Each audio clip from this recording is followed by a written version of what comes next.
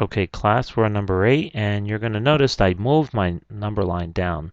And the reason is we're going to start using this. It's always good to have a number line, particularly in this chapter, to help you understand the distance between points.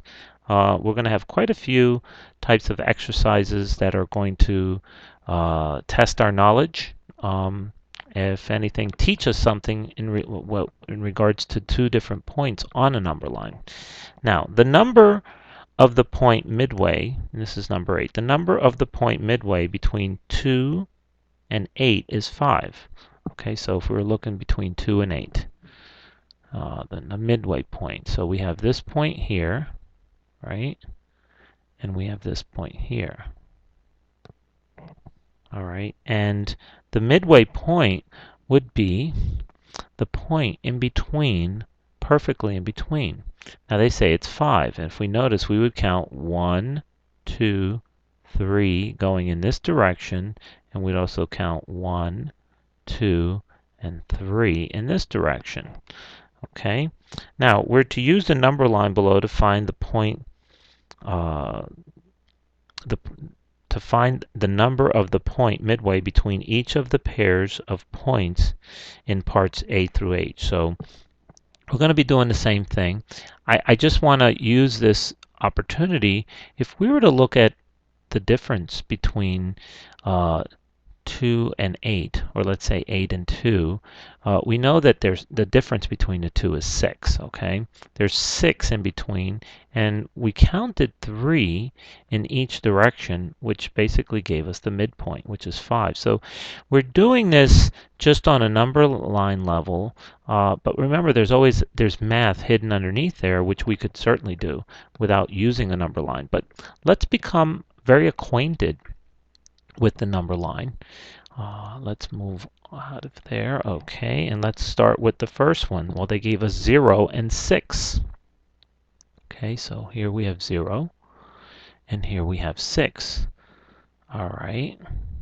Now, we can certainly just count them. We can count 1, 2, 3, 4, 5, 6. We know the difference between 0 and 6. So it would be the midway point at 6 points. Well, that would be 3 points, right? It'd be 1, 2, 3. Oh, I just missed it. Let's try that again. We have 1, 2, and 3. And that would be 1, 2, and 3. And they're basically showing us that. But again, there's math that's hidden underneath there. So 3 would be the midpoint of 0 and 6. Another way of looking at it might be to say, well, I'm going to count each direction by 1. So here's 1. Okay, let me count the next one. 1. Here's 2. 2 for you. 2 for me. 3 for you. 3 for me. And here we go. We're back at that point 3.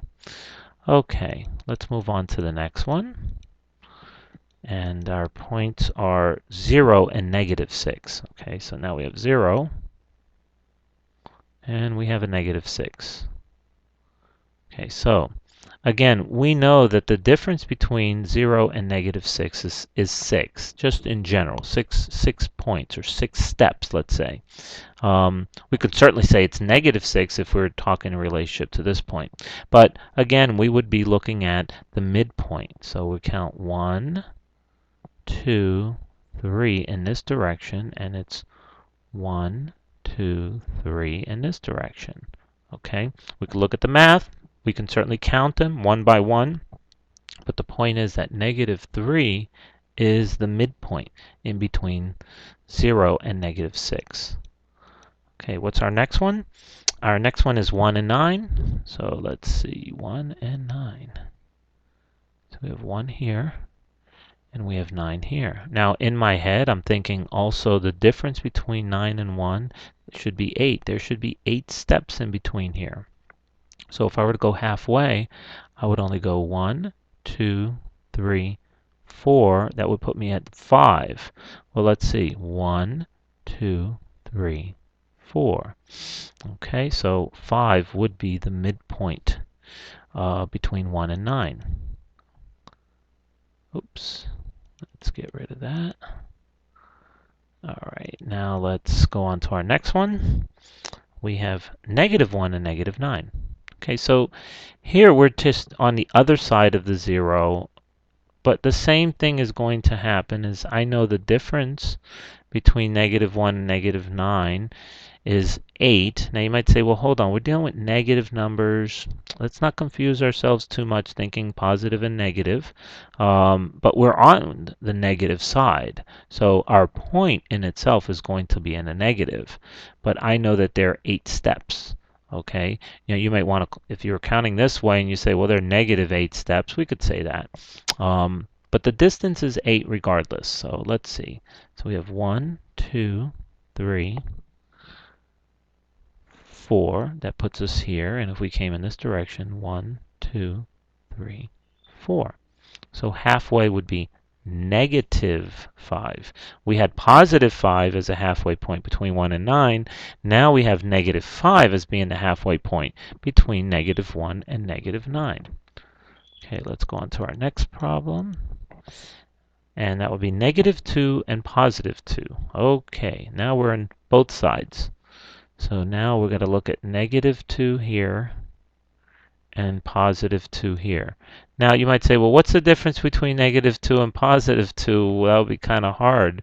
Well, there actually is a difference because one is positive and negative. How many steps are there in between if we were walking, let's say hopping? We have 1, 2, 3, there are 4. Okay, so between -2 and +2, there are 4 steps. So that means the second step would be 0. That would be the midpoint. And that's pretty obvious.